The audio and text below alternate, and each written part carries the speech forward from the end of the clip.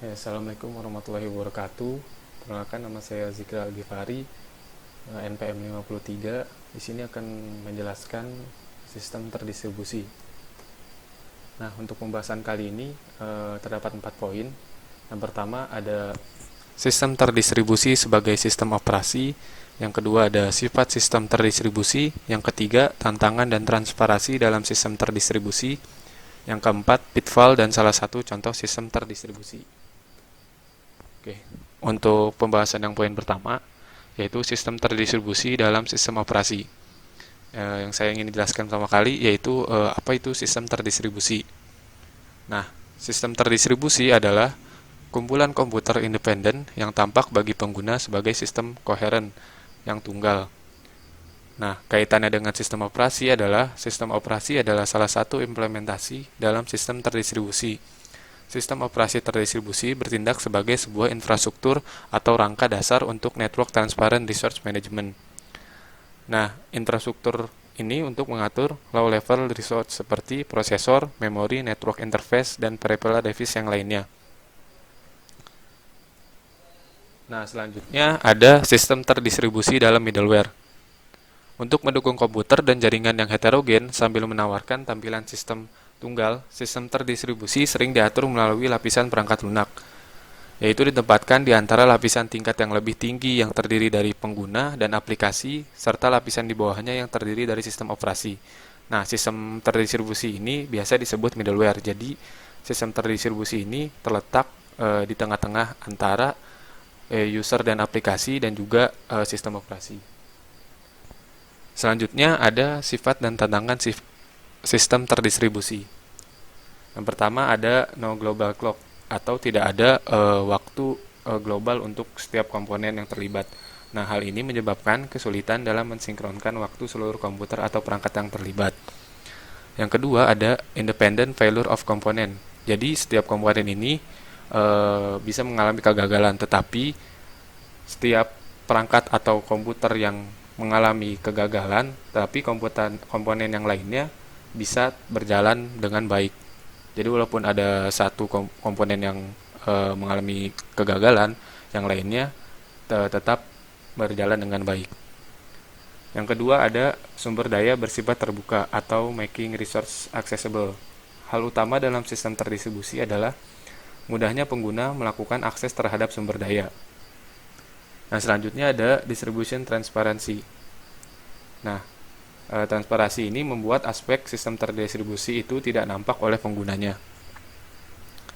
Yang kedua ada keterbukaan atau openness.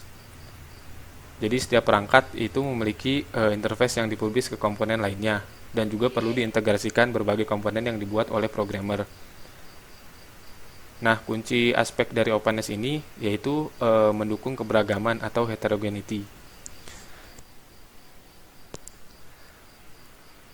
Ya, yang selanjutnya ada scalability, yaitu bertambahnya kebutuhan terhadap sistem terdistribusi yang memungkinkan untuk memperbesar dan memperkecil infrastruktur dari sistem terdistribusi itu sendiri. Nah, perubahan ukuran ini tidak mempengaruhi kinerja sistem yang sedang berjalan. Perubahan skalabilitas ini meliputi pengguna dan perangkat keras dan lunak sistem terdistribusi. Yang selanjutnya ada konkurensi atau proses yang bisa dilakukan secara simultan dan membagi sumber daya sehingga bisa digunakan secara bersama. Yang selanjutnya ada fault tolerance, yaitu kemampuan untuk tetap melakukan komputasi ketika terjadi kesalahan. Yang selanjutnya ada keamanan. Nah, sistem terdistribusi ini harus dapat menangani proses pengaman yang memadai dalam setiap proses transaksi sistem terdistribusi. Nah, selanjutnya ada sifat dan tantangan sistem terdistribusi. Nah, ini ada tantangan dari sistem terdistribusi itu sendiri. Yang pertama ada heterogeneity. Jadi, karena sistem terdistribusi ini terdiri dari banyak komponen dan jenis yang berbeda, nah, perbedaan ini dapat berubah hardware, OS, atau programming language, dan lainnya. Dari banyak perbedaan ini menjadi tantangan untuk menciptakan sistem terdistribusi yang optimal dengan semua perbedaan yang ada. Yang selanjutnya ada scalability, yaitu saat sistem terdistribusi diperbesar akan munculnya berbagai permasalahan karena bertambahnya user ataupun komponen. Nah, permasalahan ini harus bisa diatasi saat membangun sistem terdistribusi. Yang selanjutnya ada openness atau keterbukaan. Nah, sistem terdistribusi yang dibangun harus dirancang agar dapat lebih mudah untuk dikembangkan tanpa mengganggu jalannya sistem. Yang selanjutnya ada kongruensi. Nah, saat data pada sistem terdistribusi tersebut diakses oleh banyak komponen secara bersamaan, nah sistem ini tuh harus dapat menjaga data tersebut agar dapat tetap tersinkronisasi. Yang selanjutnya ada security. Sistem terdistribusi yang dibangun harus dijaga keamanannya. Ada 3 komponen keamanan pada keamanan informasi. Yang pertama ada confidentiality, menjaga kerahasiaan informasi, integrity, yaitu menjaga perubahan yang tidak diinginkan. Yang ketiga availability, yang itu harus dapat tersedia saat ingin diakses. Nah, yang terakhir ada failure handling. Sistem terdistribusi ini tersusun dari banyak komponen yang berbeda yang memungkinkan terjadi kesalahan pada beberapa komponen. Nah, saat terjadi failure atau salah satu komponennya, nah sistem ini harus dapat mengatasi masalah tersebut sehingga kerja dari komponen lainnya itu tidak terganggu dan sistem dapat tetap berjalan. Nah, yang selanjutnya ini ada transparansi dalam sistem terdistribusi.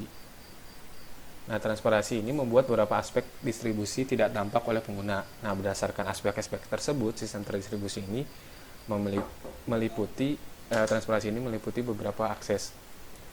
Yang pertama ada penyembunyian akses atau transparency of access. Nah, pengguna berada pada sistem terdistribusi mengakses sumber daya adalah bersifat lokal. Yang kedua ada penyembunyian lokasi. Nah, user ini tidak perlu mengetahui lokasi sumber daya. Contoh, ada transaksi perbankan ATM, web page, dan yang lain-lain. Selanjutnya ada penyembunyian relokasi. Nah, penyembunyian sumber daya yang mungkin berpindah pada saat pengguna melakukan akses. Contohnya ada distribute database.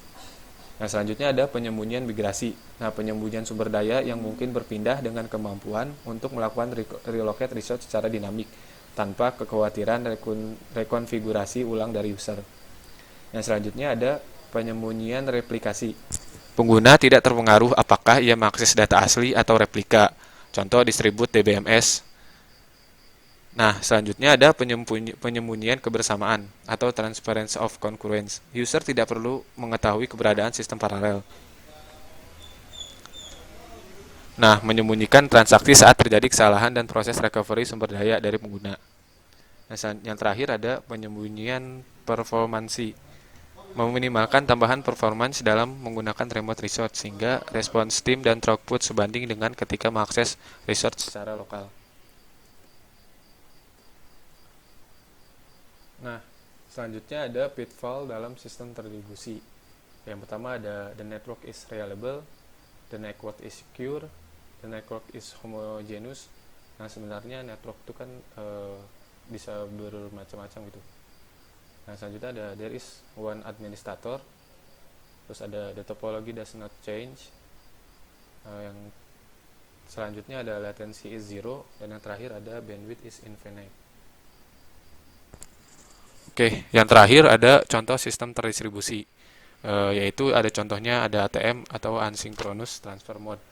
ATM merupakan salah satu contoh sistem terdistribusi. ATM menggunakan arsitektur client server. Nah, mesin ATM ini sebagai fasilitas yang terhubung langsung dengan klien, sedangkan server merupakan database pusat yang menyimpan seluruh data pelanggan. Nah, terlihat pada gambar berikut ada server, yaitu database pelanggan. Yang selanjutnya ada monitor teleprocessing, yaitu middleware-nya. Nah, baru nanti ke kliennya, yaitu ke ATM yang tersebar. Seperti itu.